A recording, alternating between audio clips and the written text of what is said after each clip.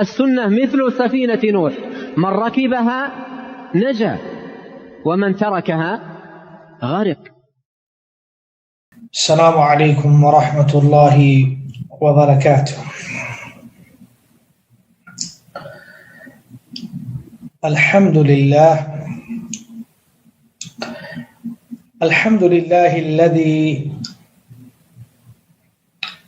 أرسل رسوله بالهدى ودين الحق ليظهره على الدين كله،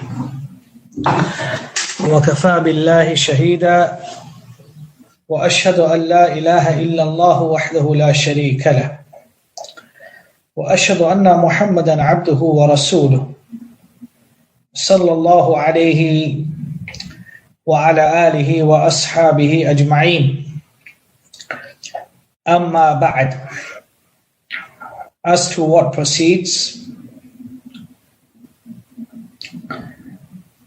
I thank Allah subhanahu wa ta'ala, the Most High, separated from His creation in a manner which befits His Majesty, that He has allowed us once again to meet and to study and seek knowledge.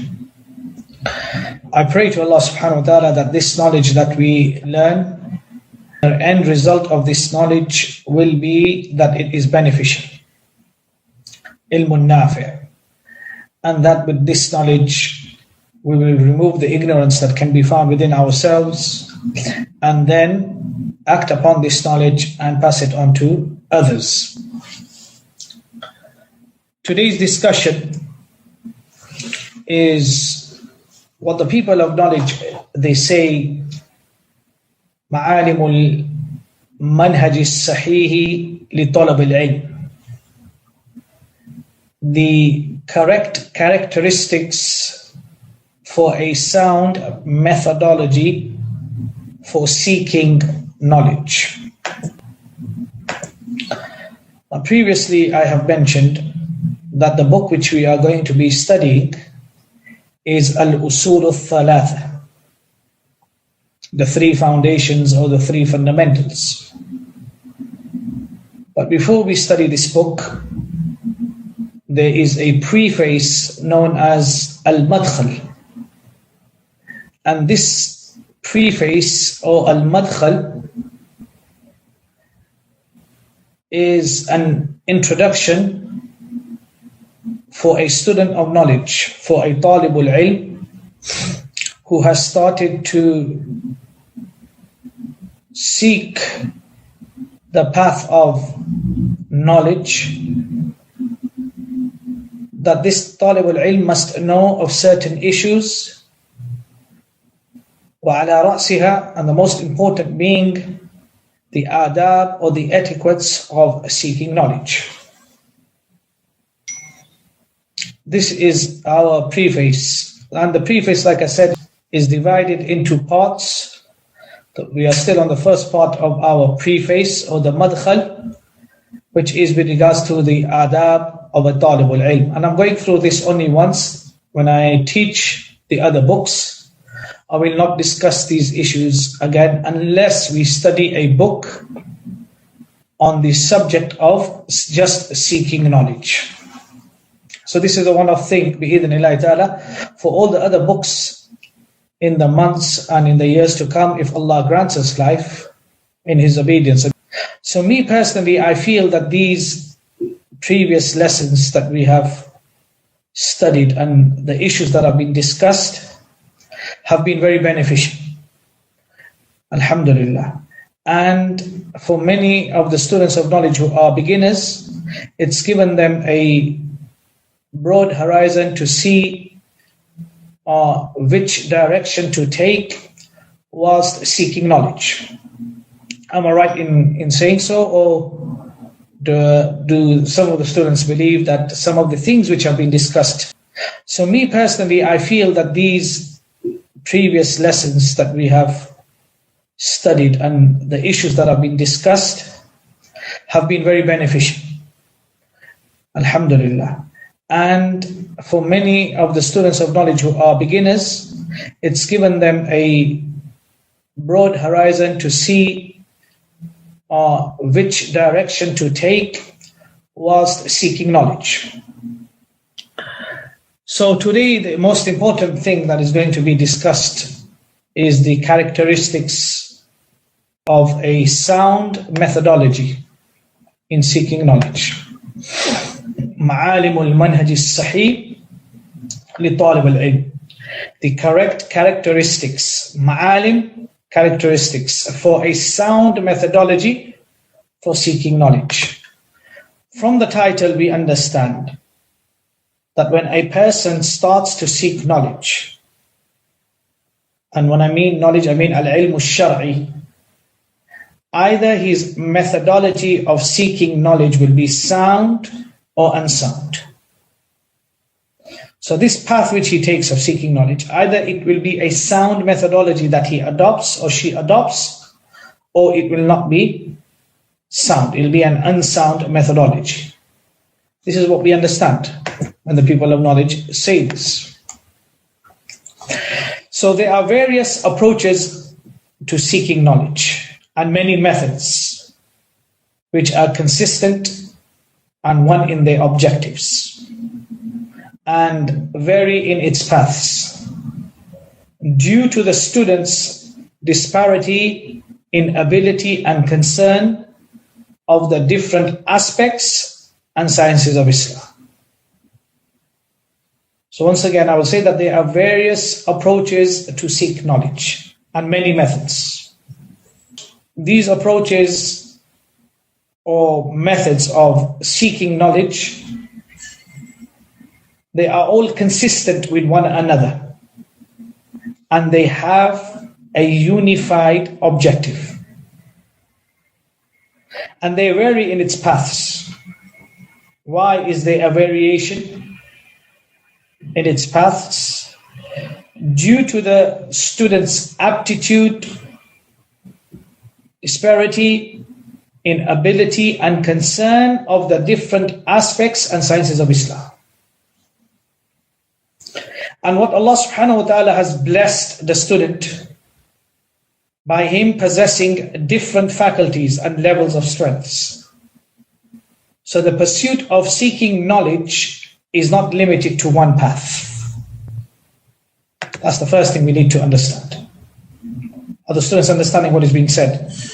That due to the level and the aptitude and the strengths and the weaknesses of the students of knowledge, the paths may be different, the routes may be different. For example, you have a bright student of knowledge who is extremely sharp when it comes to memorizing, but he is very weak when it comes to comprehension, tafaqquh.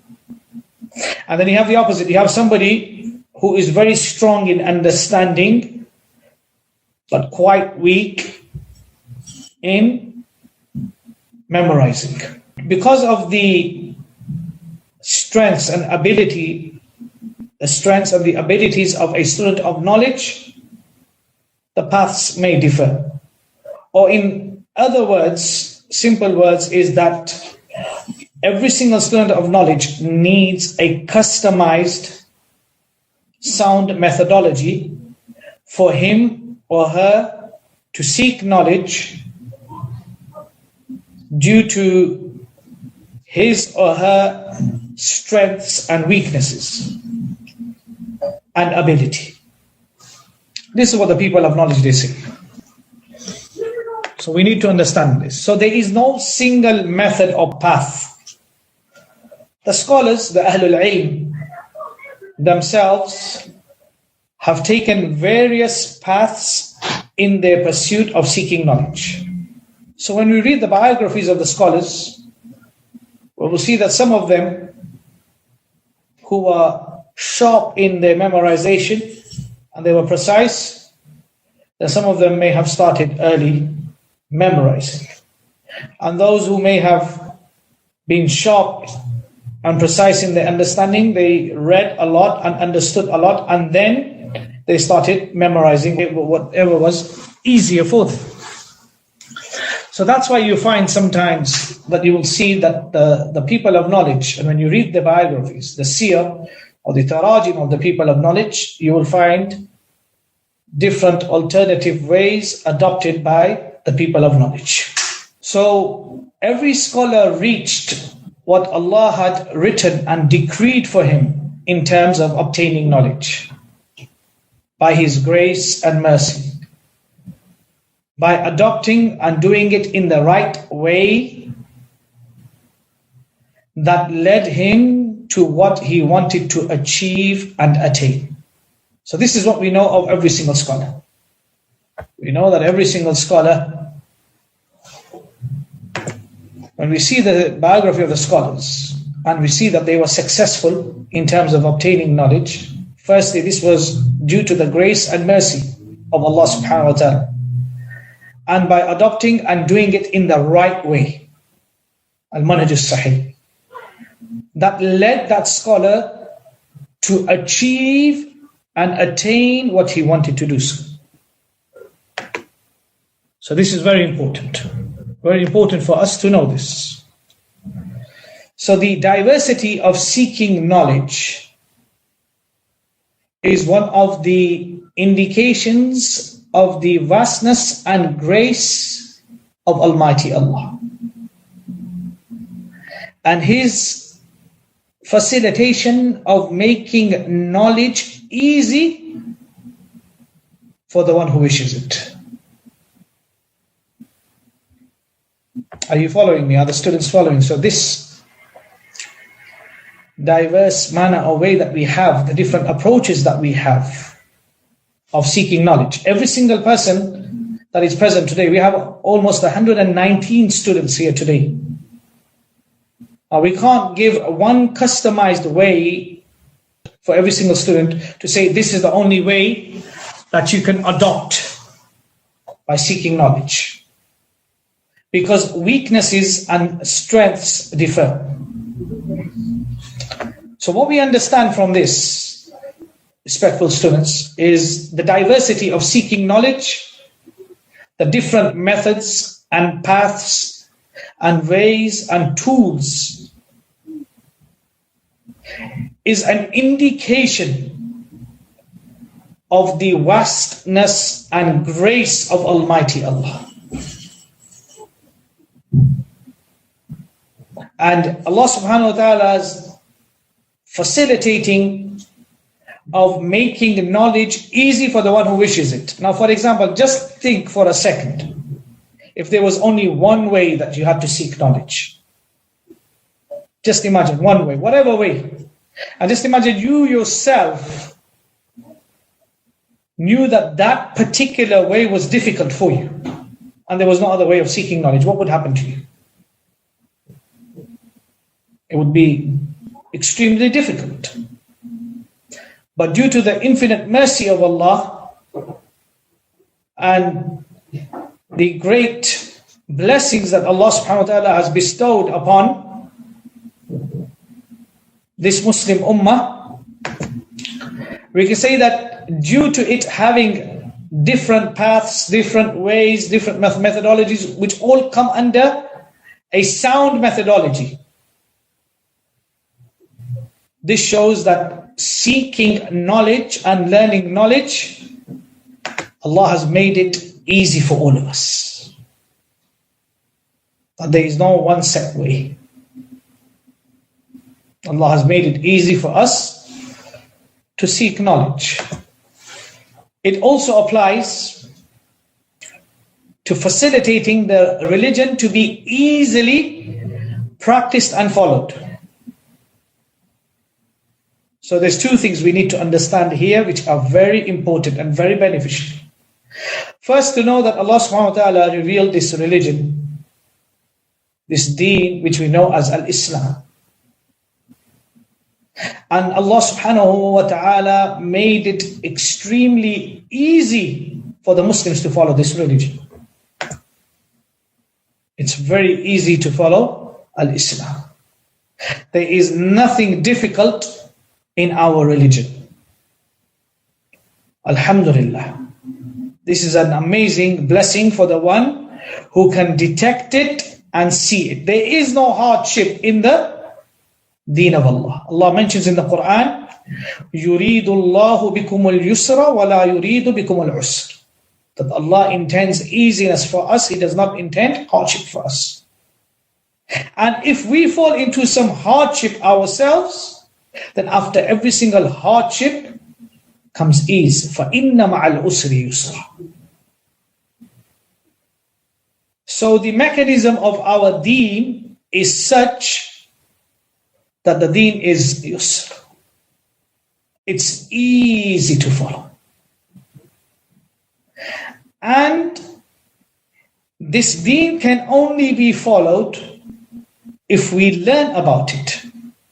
And learning occurs when we seek knowledge. So hence Allah has also made knowledge easy, and to seek knowledge also easy. Do you understand the point which I'm trying to make here? The deen of Allah is easy, and because of the deen of Allah being easy, the result of the deen of Allah being easy is that it is easy to seek and learn about the religion. Nothing is difficult if you are sincere to Allah subhanahu wa ta'ala. And a lot of people are ignorant of this. They think, oh, it's very difficult to learn the religion. No. If you analyze the scholars and the biographies of those who have died, present and the past, for before centuries, when they cherished and acknowledged, and when they came to know of this benefit, that the deen of Allah is easy, to follow it is easy, to seek knowledge and learn about it is also easy, then they obtained and reached the level and the status which we know of them today. So you need to understand this, that nothing is easy unless Allah makes it easy, but Allah has made the religion, His deen, very easy to understand. His commandments to be understood very easily. Because there's no contradiction. It's nothing but the truth. It's transparent. Any other book other than Allah will have discrepancies, will have complications, and even may contradict. But the deen of Allah, the Quran and the Sunnah of His Messenger sallallahu alaihi wasallam are free from such deficiencies.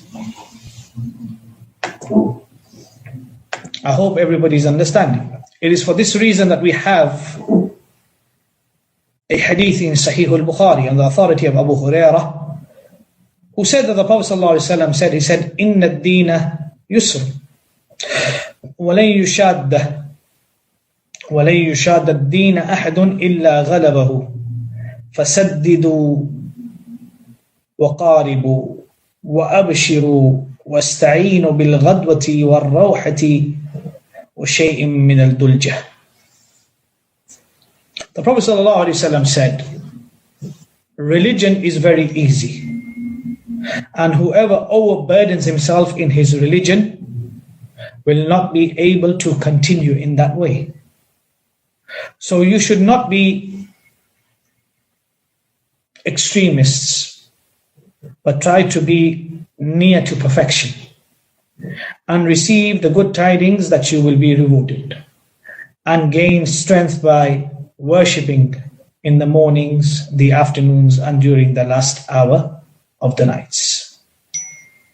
So this is what the Prophet ﷺ said with regards to the deen being easy. Now, if the deen is easy, as the Prophet ﷺ said, as Allah subhanahu wa ta'ala has mentioned in the Quran, and the Prophet ﷺ said when he explained this, if seeking knowledge is an act of ibad, and if seeking knowledge is part of the deen, this means that even seeking knowledge is easy.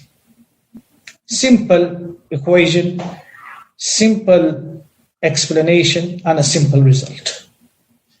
So all of you students of knowledge should understand that seeking knowledge is an act of ibadah, and when you have your trust and reliance with Allah subhanahu wa ta'ala, it will become easy for you. Extremely easy for you to seek knowledge. Because there's a lot of people who get scared. There's a lot of people who get put off. There's a lot of people who get frustrated. And they think that you can't seek, that seeking knowledge is difficult. Now, the path of Jannah is difficult. There's no doubt. And there is no doubt that there will be some obstacles when you seek knowledge, but we will address those, of why those come and why those happen. But we're talking about the action in itself is something which Allah has made easy upon who? Upon mankind. If they take that path to seek knowledge, then the seeking knowledge becomes easy for them.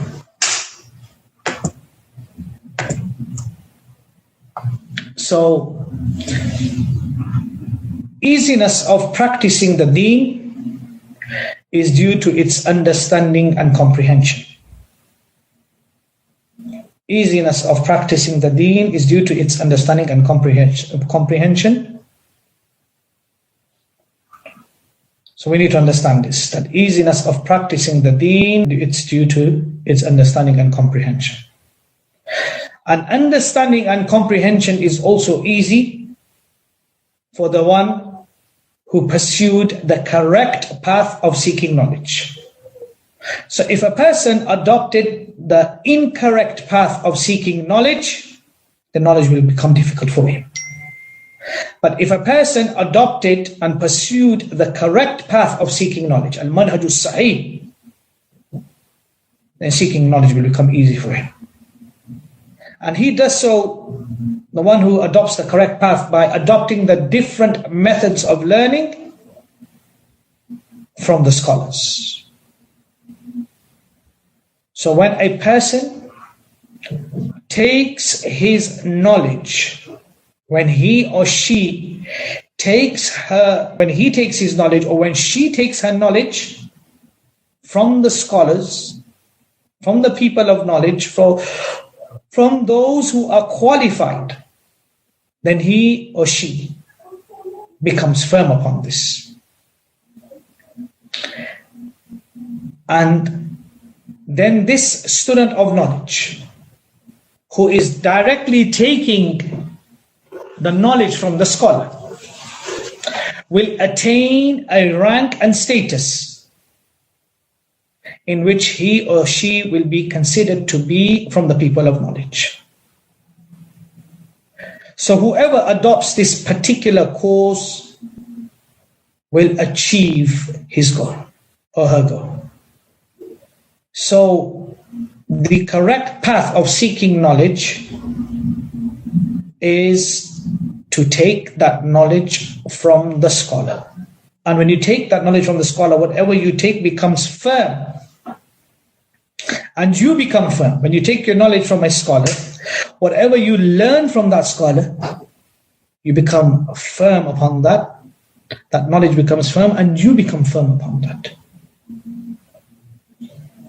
So this is something which is very important, which I hope that the students are understanding what I'm trying to say here. So far, are we clear? And the importance for us to refer back to the people of knowledge. Now, when you look on social media today, I talk about social media because social media today is the world of the people.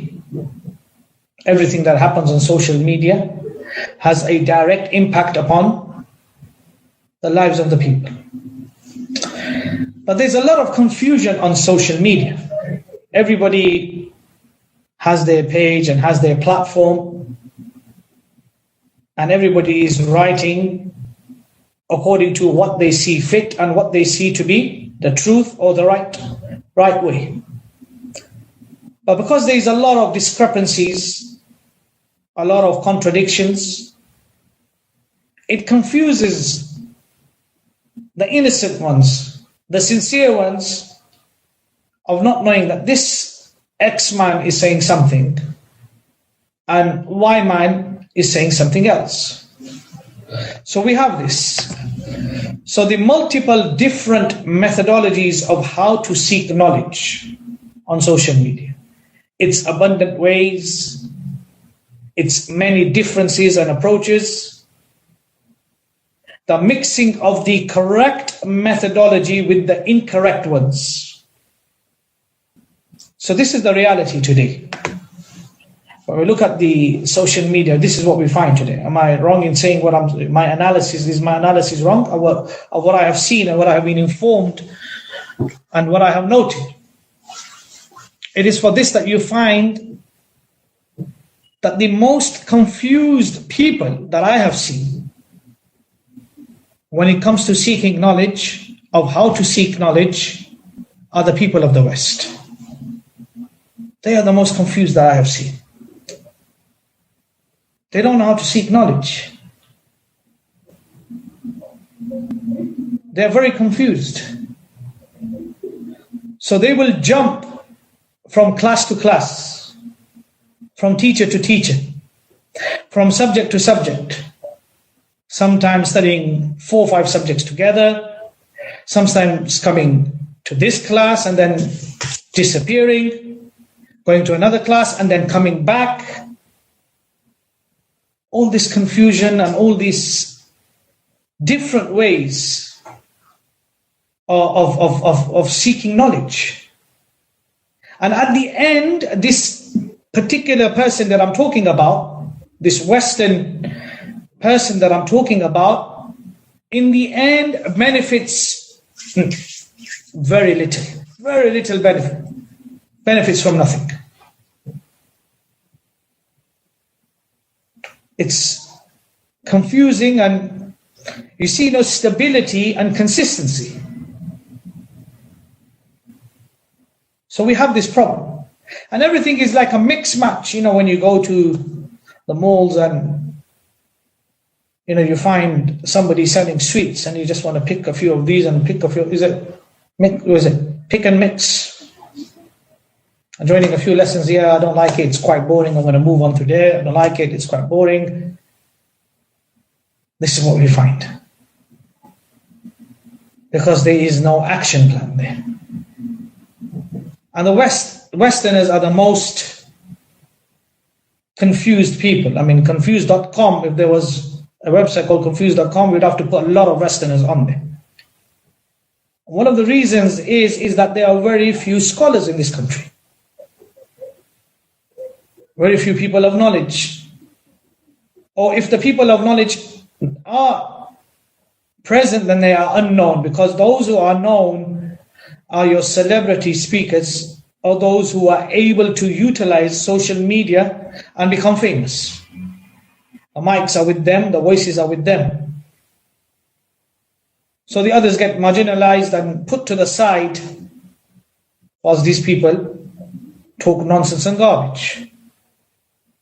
And the amazing thing about people is, and I was talking to a scholar a few days back, and we were just talking about social media before I addressed this issue today. And he told me that it's crazy how people get 20, 30,000 views for drinking orange juice or Coca-Cola. That's all that person does. He'll just drink and he'll get 30,000 views for it. 20,000 views, 1,000 views and thousands, in other words. This is the hal of the people, the condition of the people. That, there's people will do stupid things which are degrading, and they will get thousands of views for it. And I'm talking about Muslims. I'm not talking about the disbelievers. I'm talking about Muslims. I'm talking about some that even have the features of Muslims, but they're doing crazy things. They're going out and they're recording themselves. It's like every single thing they do, they want to record and put it up on the internet. So this is the state that, and the scholar was telling me that when you put up something about the deen of Allah subhanahu wa ta'ala, 100, 200 views. Not that views matter and likes matter of how many you get. But the more that the khair reaches the people, the more that it makes you happy. What we need to understand here is that the multiple different methodologies of how to seek knowledge, and those who mix the correct methodology with the incorrect methodology, this puts the student of knowledge into confusion.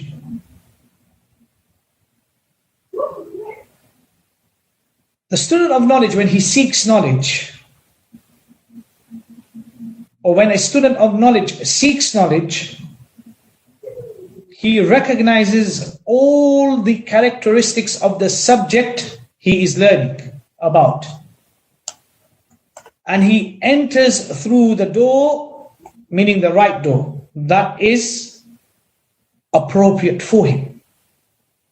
And he learns the knowledge gradually and in the right manner, and he must acknowledge this knowledge that he has obtained. So this is what the student of knowledge does. He doesn't do from moving from one class to another. So when the student of knowledge seeks knowledge, first of all, he must seek knowledge from the experts, the ulama, or the students of the ulama, who the ulama have endorsed and praised. So he starts to seek knowledge from them. And when he or she starts to seek knowledge, he or she starts to recognize all the characteristics of the subject, all the things related to this subject that the student of knowledge is studying, that the student of knowledge is learning about, and that student enters through the right door. So there's all these doors, but he enters through the right door. That is appropriate for him, or appropriate for her. And then the knowledge that is sought comes gradually, doesn't come in one go. And the knowledge that is obtained, it is obtained in the right manner. And this knowledge that is learnt, the student of knowledge, he acknowledges that this knowledge has been learnt by him, because he was ignorant to it, and ignorant of this knowledge prior to it. And this is very important. This is very important. So because of this, what do the people of knowledge? They say that tahsilul ilmi, to obtain and achieve Islamic knowledge, لا يتم لطالب العلم إلا على 4 ركائز. To obtain and achieve Islamic knowledge is not possible except with 4 foundational issues. You can't seek knowledge without 4 foundations. This is something which the people of knowledge have talked about. You as a student of knowledge in the West, you see a nice poster flying around and you want to attend that class and you want to seek knowledge. And this is why recently I've seen some curriculums made by certain people, and some of them have even studied. And the curriculums that they have put together is a joke. There is no tadarruj. There is no gradual progress. It's just like we come to the same argument. It's like picking and mixing those sweets that you find in the malls. Muhammad Abdul Wahhab's book here, and then I'll put Ibn Taymiyyah's book here, and then I'll put this book here, and then I'll put this book here. To the extent that one graduate said that al-Aqidah al-Tahawiyya and al-Aqidah al-Wasatiyya are they're similar to one another. And if you were to read that book, these 2 books, you will find that they are completely different in the subject that they discuss. And then you have somebody who teaches al-Ajurumiyya. I was sitting with our Shaykh Zulfiker Ibra, rahimahullah ta'ala, in his house in Madinah, when the Shaykh was giving me private lessons on a one-to-one. And then we received a phone call after we had our lesson that Abdurrahim, everybody knows Abdurrahim, the author, the famous author of the Madinah University books which you are studying. Book 1, Book 2, Book 3, Book 4. He's the author of those books. I think somebody who speaks something like over 15 languages and is an Arab. So the Shaykh, he came, the Dr. Abdul Rahim, he came. A Shaykh in the Arabic language, not in the different sciences, only in the Arabic language. And previously, Abdul Rahim and our Shaykh Ziya Rahman al-Adami were neighbors. They used to live next to one another. In fact, Shaykh Ziya Rahman al-Adami gave him a flat in his house to live there next to him. And so we were having the two sheikhs, they met, and alhamdulillah, I was there sitting with them, and they were talking about Abdul Rahim. Does everybody know who Abdul Rahim is? The Madinah books that you have, Madinah Book 1, Madinah Book 2, Madinah Book 3. Most of you are those who have benefited from his books but have never met him. V.A. Abdul Rahim, as somebody said. So I sat there, and after we spoke, I decided to speak with the Shaykh. I said, Shaykh, I want to ask you one question. I said, Al-Ajurumiyya. Has everybody heard of the book, Mustalah Al-Ajurumiyya? I said, Shaykh, what is your opinion of teaching Al-Ajurumiyya to the A'ajim, the non-Arabs like us, to teach them? He started laughing. He said, only a Jahil would do something like that. He said, the book Al-Ajurumiyya was illustrated for the Arabs, not for the non-Arabs. This is not a book for students who are at the beginner's level to study. And whoever was teaching this does not know and differentiate between the Arab and the A'ajim, or learning the Arabic language لغير الناطقين, foreign speakers of the Arabic language.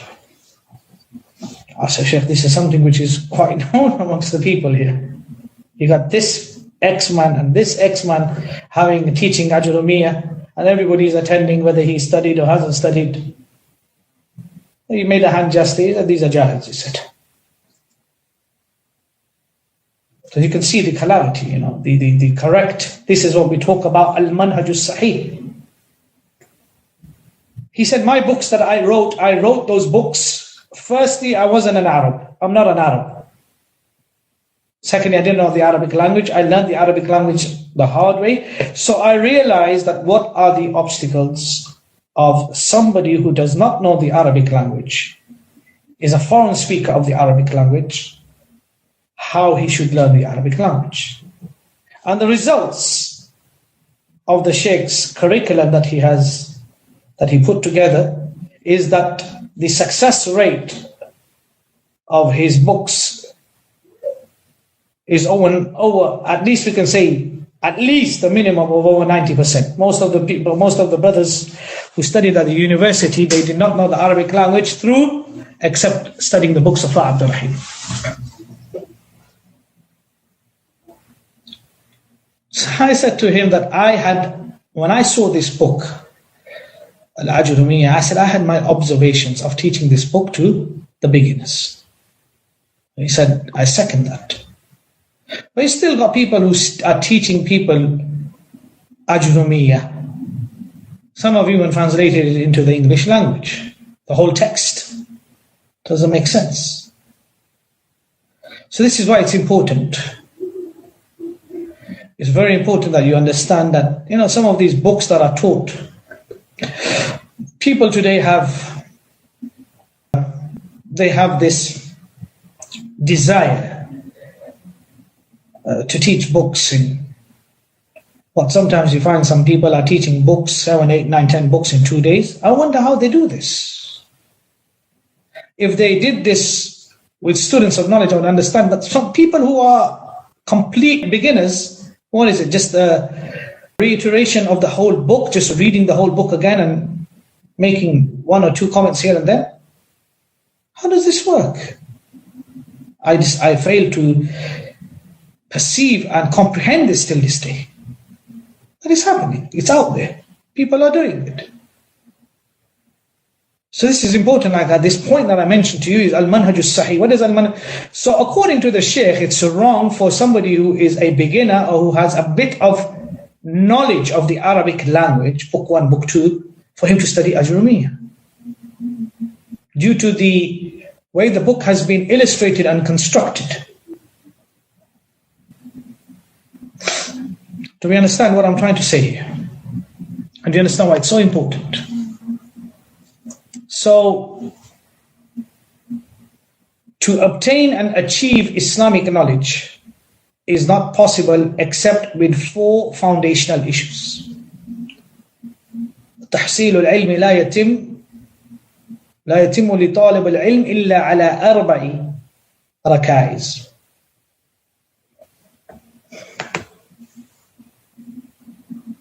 Someone is asking, do you need to be fluent first? No, you don't need to be fluent.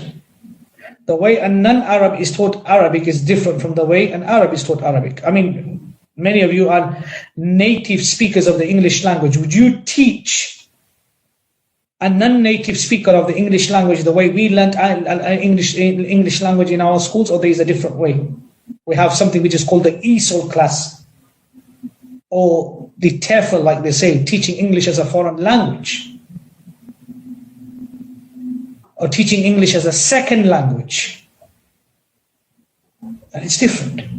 Yeah, there's many of us that will speak English till this day, but will not know the rules grammatically of why we say this and why we say this, but we know it.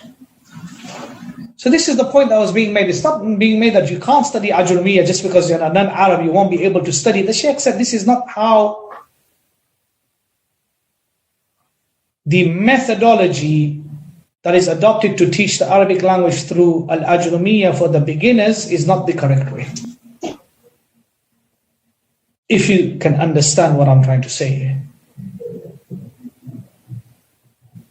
For those of you who teach the Arabic language, and those of you who study the Arabic language, and those of you who are involved with the Arabic language will either agree or disagree. These are not my words, these are the words of the Shaykh. Now, for those who, you can, Abu Ubaidah, you can. Like teaching a non-English speaker Shakespeare, somebody has just said. Shakespeare, I can't understand Shakespeare's English, and I'm a native speaker of the English language. So this is the thing that we need to understand. We need to understand. So the first thing, what's the first foundational issue? Now all of you want to study this book, al-Usul al-Thalathah. So these foundational issues, whether you study with me or whether you study with anybody, note them down and make sure you implement them, because the people of knowledge are the ones who have written down these guidelines for you to learn knowledge.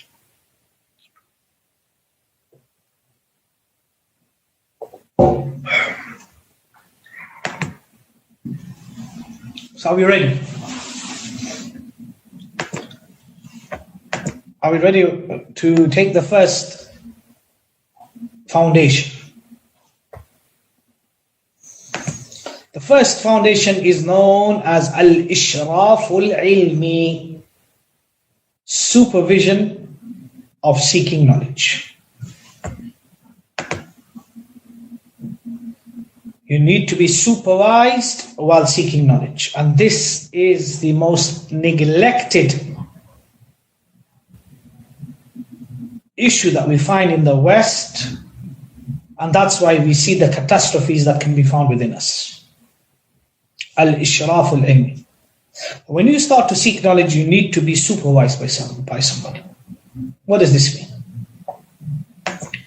Let's understand what the people of knowledge. They say that a student of knowledge must have a scholar or a strong student of knowledge who supervises the student of knowledge.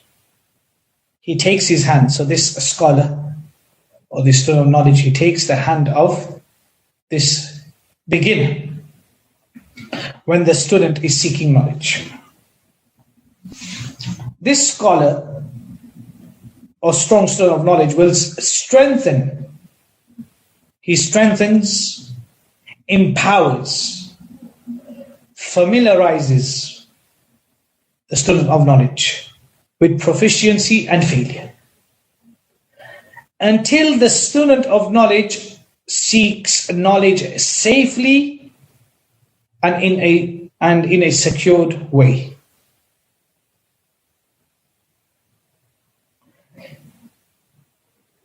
The student of knowledge, due to the supervision of the scholar or the strong student of knowledge, will be safe from any problems, difficulties, confusion in his cause of seeking knowledge.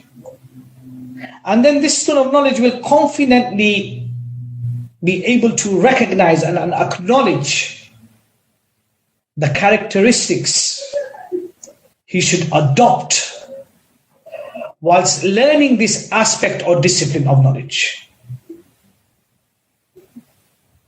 And it will become clear, crystal clear to the student of knowledge, the way of the people of knowledge and how they sought and learnt it.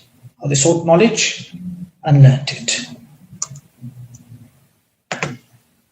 So this is the most important thing. That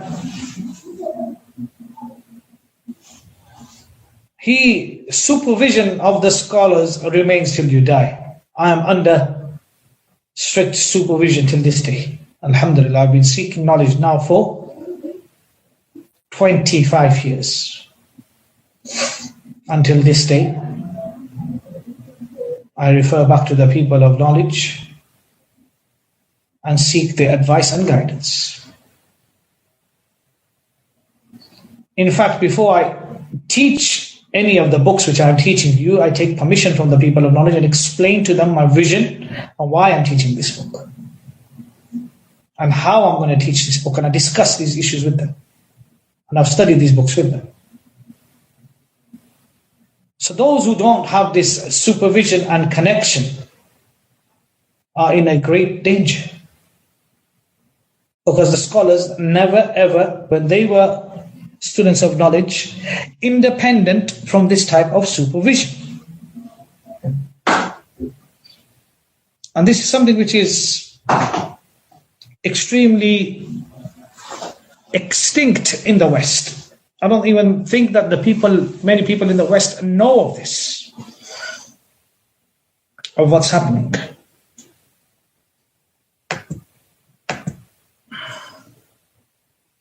So to understand, the first thing that you need to do is you need to be in touch with somebody of knowledge, somebody who has been endorsed and his knowledge has been testified by the scholars.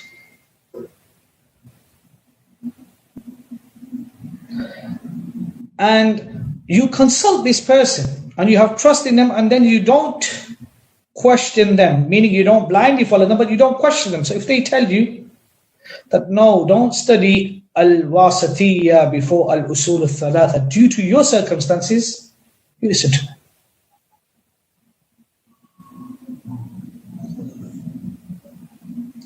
And this is an important thing. This is an important thing that you need to understand. And let me give you the example, what the people of knowledge say.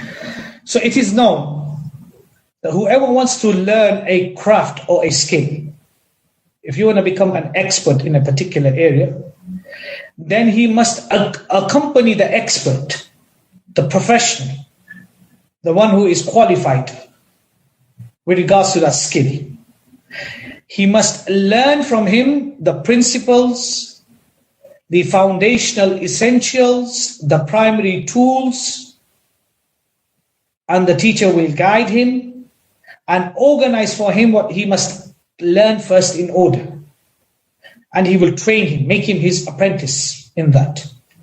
And whilst learning, if he makes any mistakes, his teacher will correct and rectify that mistake, alert him, etc. And his teacher will be like this with him until he becomes an expert like him and becomes skillful like him, until he will be known amongst the people that he is qualified in that skill. This is with regards to any skill or craft that anybody learns in the dunya. I remember in Madinah, once I had a friend who has a garage in Madinah. And we went there. I went there to see him, and this person, he's a mechanic. And they call him Ustaz. Ustaz Diesel, that's his name. What is his name? Ustaz Diesel. He deals with big trucks that run on diesel. So one day I was told after Salat al-Isha, Naam, Ustaz Diesel. The reason they call him Ustaz Diesel, I'll explain to you now. Diesel, because he is a mechanic who he only repairs cars which work on diesel. You know, we have petrol and we have diesel. Does everybody know this? Different types of naft, like they say we have. So that's the first time I heard the word Ustaz. So the first time I heard the word Ustaz was in Madinah, behind the university, Islamic University of Madinah, you have a complex of garages. That's all they do. There's about 40, 50 garages that just repair cars. But he has his garage there. So once I was passing behind the university, and a very good friend of mine, external friend, he said to me, Ustaz Diesel wants to meet you. He has some questions about the religion that he wants to ask you. I said, Ustaz Diesel, both names are strange. So I only know Ustaz in the context that I know of. Somebody who sings a qawwali is known as an Ustaz. Somebody who is an expert in a particular area, like Ustaz Diesel, he's known as Ustaz, and that's why they called him an Ustaz. Because what he would do is, when I went to see him, he had all these apprentices there who were learning under him, and he's the Ustaz, he's the Shaykh, in other words. So they call him Ustaz Diesel. So he's teaching him how to open this and how to open that. His apprentices are coming. So they were training under him. They were becoming these young boys. They were his apprentices, and he was training them, teaching them. Second, and the third time I heard the word Ustaz is those who went to study Arabic in Egypt for a while, and then they came back to the UK. They started calling them Ustaz. And obviously the fourth is that when somebody becomes a professor, they call him al-Ustaz, al-Ustaz al-Doktor. But that is basically used in the Arabic now, al-Ustaz. But this is from the context that I know of this term. Because this term was not known to me before, Ustaz, in the way that it's used. Although the word al-Ustaz generally means to teach. So anyway, we went to the Ustaz and Ustaz Diesel. And whilst we were sitting there, he served his tea, and his apprentices would come and he would shout at them, how can you make this mistake? And how can you... To the extent that he said to one of them that if you don't sort yourself out, I'm going to kick you out and I'm going to tell everybody that nobody should trust the cause with you. So this is in the dunya that we have, the skill and this craft that you have, that you have to have a teacher. So this guy was arguing with him, this young lad, that I have studied this in Pakistan. He said, I don't care what you've studied and what papers you bring me. I'm your ustaz here and you listen to what I say. Don't tell me what this is. There you go. That was disciplining him. He has to have trust in his teacher, and his teacher knows what he's doing. Because his teacher is somebody who's thiqa in that complex, been there for something like 25 years, and is known for somebody who can deal with cars or trucks that run on diesel. So I saw this, what the ulama are talking about with regards to craftsmanship. Somebody being an expert. So the supervision is needed in worldly skills and crafts, which is for the benefit of the people. Dunya, like medicine, engineering, business, cooking, etc. Even when you cook, you got a chef, you got to be a chef, you got to have a teacher. You got to have somebody who teaches you how to cook. You just can't cook it. And you got to qualify, and you got to become somebody who will reach a level of perfection before they allow you to actually work in certain restaurants.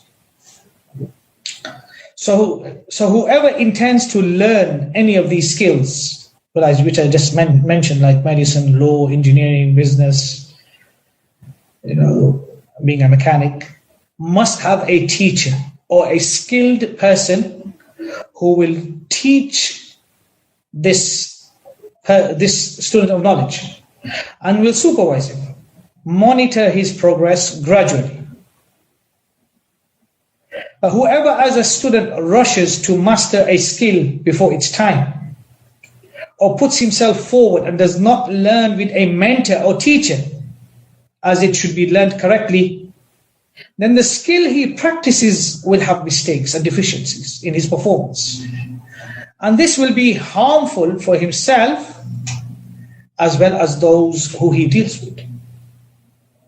And the people who come to know of such a person will not trust him after knowing his reality. Even though some simple people may be duped by him because of them not having the ability to identify and distinguish who is the real expert from the unqualified apprentice. The experts will expose him by clarifying to the people that this person claims to be a qualified and an expert in this area, but this is a mere claim and this is not true. So therefore he's a liar and should be avoided. And this is in the dunya. Yes, is this not how the dunya works? I would like to ask you this question from what I have said so far. I mean, how many of us here would give a half doctor the opportunity to operate on us? If somebody said to you in the hospital, this guy's not a qualified doctor, he's half a doctor, but he's going to operate on you, what are we going to say?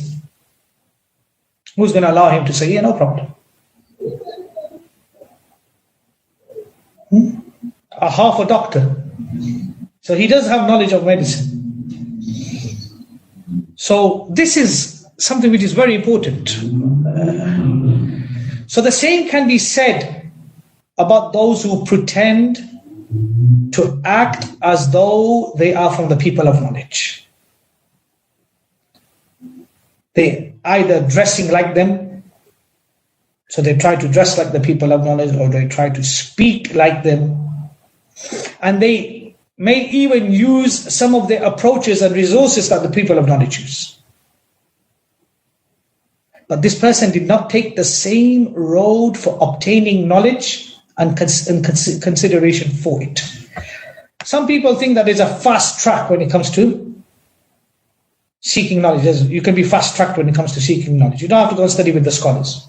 Oh, if I just study here, it's okay. I've studied it, so what's the need of me going to study with the scholars? I've studied it. I know it. It's for this reason that we find the people of knowledge.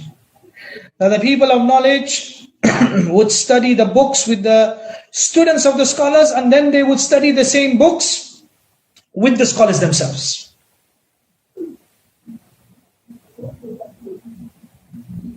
So this is the issue. The issue is these people who are not qualified have not taken the same road for obtaining knowledge and consideration for it. Remember, the most important thing for seeking knowledge is to try to seek knowledge directly from the scholars. And if you're not able to do so due to your circumstances, then the students of the scholars. But as soon as an opportunity for you comes to seek knowledge with the scholars, then you have to go directly to the scholars. And that would mean you stop coming to my lessons, and I openly say this, and go study with the scholar. And if the scholar is there, then don't study with me, go and study with the scholar. Don't come to my lessons. If you're able to understand, and if you're able to comprehend, and you have studied your elementary studies, and you've reached to that level, then why are you coming to my lessons? Go and study with the scholar. Why study with it? So this is the issue.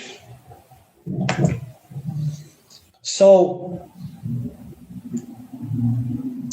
this person who has this characteristic is not to be included as being from the people of knowledge. Rather, he is an ignorant and a pretender. A muta'alim, not muta'allim. There is a difference between muta'allim. Muta'allim is somebody who learns. Ismu fa'il, muta'allim. This is muta'alim with the alif.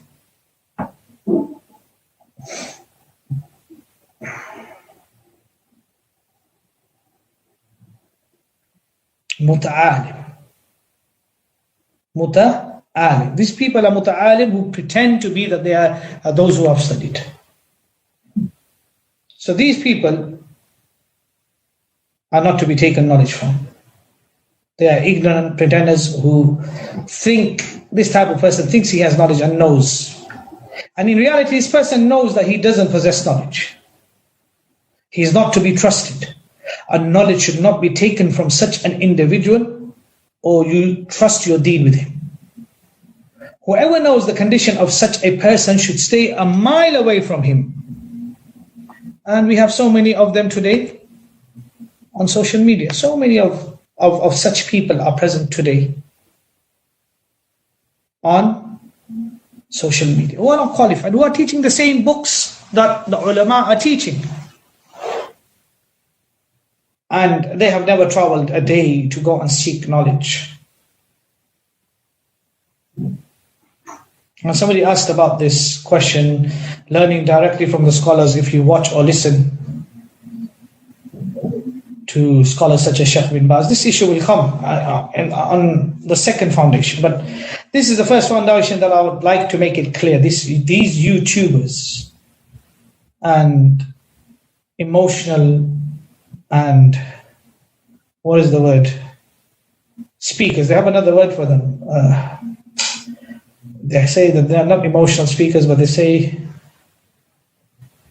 motivational speakers, yes. These motivational speakers that you have, they're shouting and crying and all these type of things. This is not knowledge. This is not ilm. These people are posses and wa'ath. That's what they are. Motivational speakers. What they call iman boosters. And we have this musibah in our country, on social media and in our country, that people are not differentiating between those who have knowledge and those who do not possess knowledge. Those who are known as the muta'alimin. Min al-muta'alimin. They are from the muta'alimeen. That's what they are. That's who they are. They themselves know that they are the pretenders now of those who have knowledge. So without the guidance of a talibul ilm, without the guidance of a scholar, if you look at all the great scholars, if you look at Bukhari, Muslim, you always see that this benchmark criteria that we have was adopted by everybody. That they went and they connected themselves and they asked the people of knowledge of what they should study. They should ask the people of knowledge of what they study. The people of knowledge will tell you according to your condition, and if he knows you to be one of their students, they will tell you that you, fulan or fulana, need to study this book first. This is more befitting for you, rather than studying this book and that book. So this is the first foundation that we have covered today.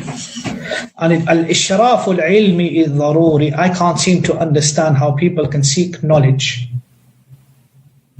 and they have no one to refer back to. This is suicidal. Can you sleep at night? I would not be able to sleep not knowing that my teachers and my mentors do not know what I am doing. Before I confirmed of teaching ad-Durar al-Bahiyya of Shawkani, I consulted 5 of my teachers, and every single of one of them second, after explaining why I want to teach this book, after explaining of those who have attended Madhab Ahl al-Hadith with me from a long time of their level, after explaining to them that I may have newcomers that may join the course and may not have any background of the approach that I should take, not just picking up the book and teaching it. You know, when a teacher teaches in school, what do they need? They need a lesson plan. They need a scheme of work. Teaching is a profession. You don't just pick up the book and start reading and start quoting here and here and here and quote 20, opinions of 20 scholars. This is not merely. This is just transmission. Anybody can do that. The professor at SOAS University can do that. And he might not even be a Muslim. So you have to understand that al-ishraf wal-ilmi, my brothers and sisters, somebody whose knowledge is sound, somebody whose manhaj is sound, somebody who is directly connected to the scholars and reports back to the scholars, and knows that even if your affair was to be brought up with that person, he is able to go back to the scholars and ask on your behalf. That's the person that you want to connect yourself with.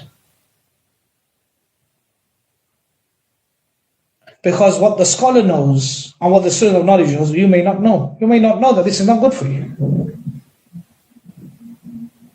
How many times I remember that when I started to seek knowledge, and we would visit one of the sheikhs in Madinah, he's passed away now. And all he would do was to talk about prints of books, and that's where I got one of my interests. I remember when I went there, I didn't understand anything, so I asked him, once, the Shaykh, what books should I buy? And he looked at me and he said, Anta min Ahl al Hadith?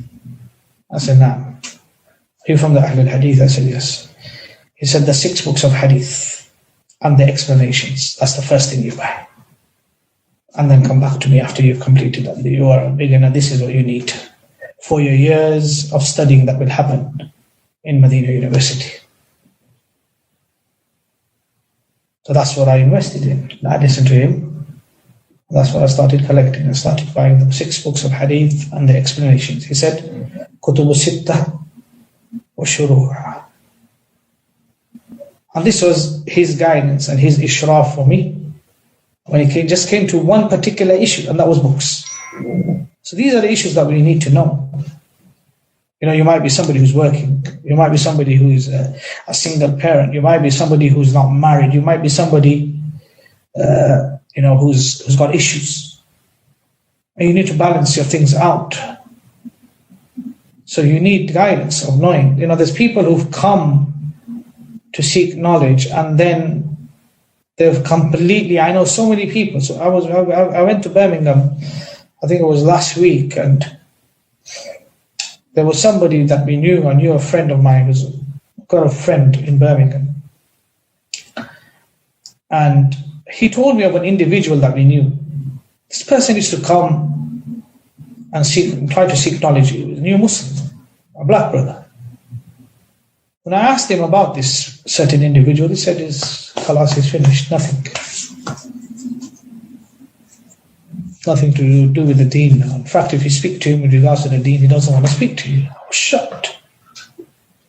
So this enthusiasm and zeal, it dies down. And for it to be consistent on a level, so you don't drop back, or Allah forbid, something to you does not happen like to what's happening to so many others that we know of.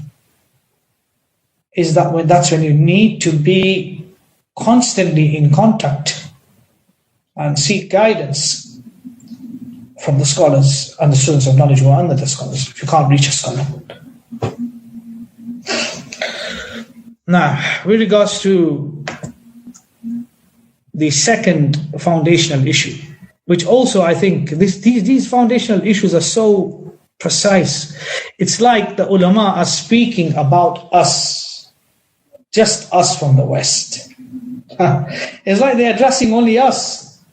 I feel, when I was writing these points down for the students today, I was thinking that the ulama who mentioned a lot of these things hundreds of years ago, did they even know that there was going to be a qawm like us that would fall into these things? The second foundational issue is at-tadarruj fi ad-dirasah wa tanzim al-qira'ah. Step by step and progressive studies and organized reading. This is the second thing that the people of knowledge say that is very important when it comes to seeking knowledge. Step by step. So knowledge is to be obtained gradually and step by step. So you see somebody today who studies al-Usul al-Thalatha and he wants to talk about al-Jar wa Ta'dil. And he wants to talk about the intricate issues, the most sophisticated and sensitive issues which only the ulama talk about. But yet he has not studied. In our previous lessons, did I mention to you that what is obligatory upon you as a person? Fardul Ayn. So he's asking to repeat the second foundational issue, at-tadarruju fi ad-dirasati wa tanzim al-qira'ati.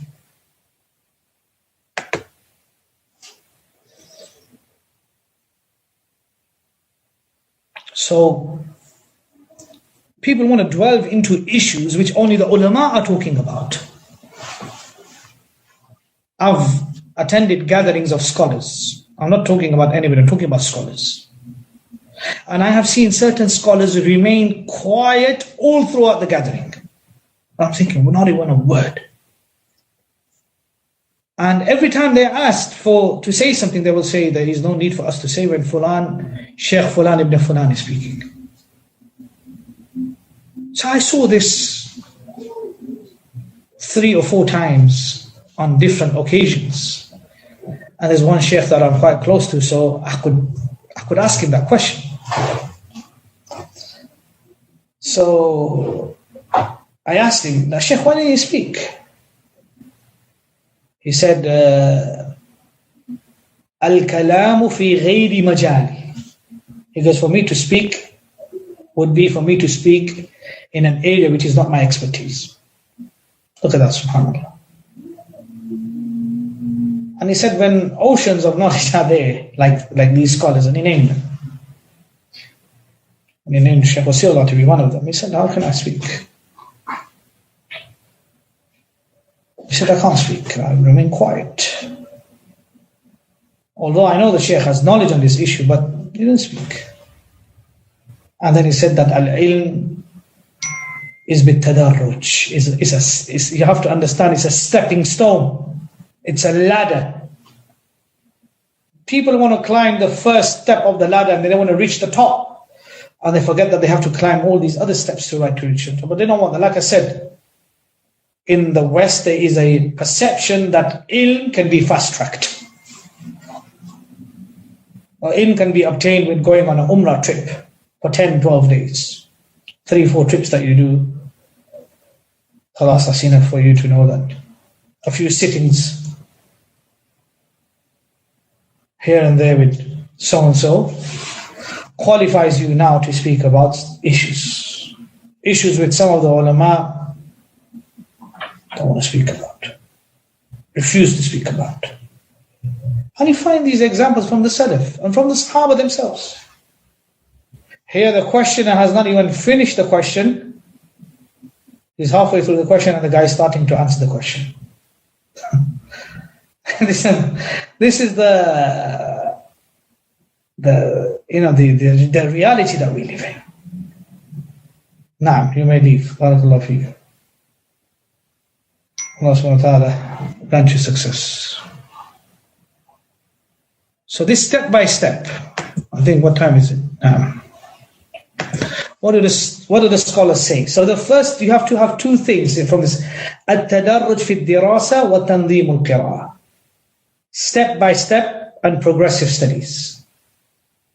And organized reading. The student of knowledge begins his studies by selecting the abridged and summarized books in every discipline. So when you start to study as a beginner, the first thing that you do is you look for the talkhis or the mukhtasar, as they call it. They call it talkhis, they call it mukhtasar of that particular subject. So for example, in Mustalah Al Hadith, you have many books. You have Muqaddimah Ibn Salah, you have Nukhbat al-Fikr, you have Al-Muqidah.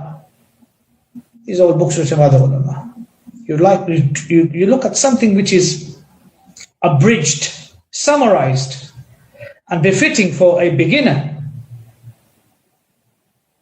So for example, you will choose, in my humble opinion, 3 books can be considered to be a mulakhas and appropriate for somebody who wants to study Mustalah Al Hadith, Muqaddimah of Abdul Haq al-Dehlewi, Muqaddimah fi al-Usul al Hadith, or al-Bayquniyah, which we are studying, the Manzoom, the Ode, or Mustalah Al Hadith of Shaykh Ibn Atini. These are the 3 best books for a beginner, which are a summary of the big books that have been mentioned and simplified, abridged and simplified and befitting for the beginner. So this is what you do as a student of knowledge. You look for the abridged and the summarized books in every discipline. So this is in hadith. So in aqidah, in fiqh, in usul al-tafsir, in usul al-fiqh. Every single subject that you want to study, you look for the abridged and the summarized editions of those books, the mulakhas or the talkhis of every discipline. Why? Because of him or her being at the beginner's level. So that the student of knowledge studies the subject with preciseness. Al-Dhabt wal-Itqan, and high quality itqan.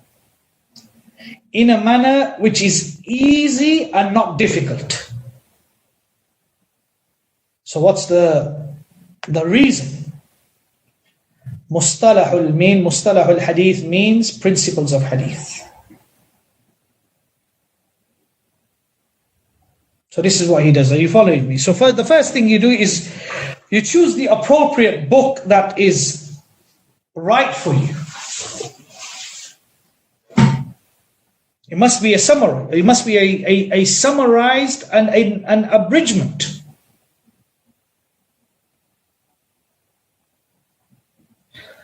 Of the subject that you are studying. And I gave you 3 recommendations of Mustalah Al Hadith.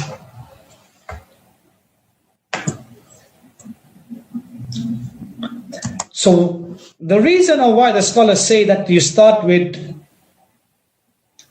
the Mulakhas or the abridged and summarized book is because you are at a beginner's level. And if you start with the Mulakhas, the abridged and summarized edition, you will be able to study the subject with preciseness and high quality in a manner which is easy and not difficult. Also, in addition to this, you must be consistent in your studies. And this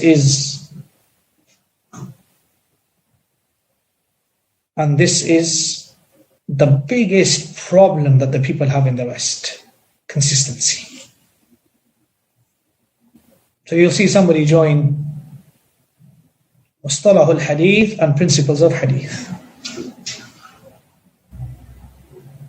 So you'll see somebody, he'll attend lessons.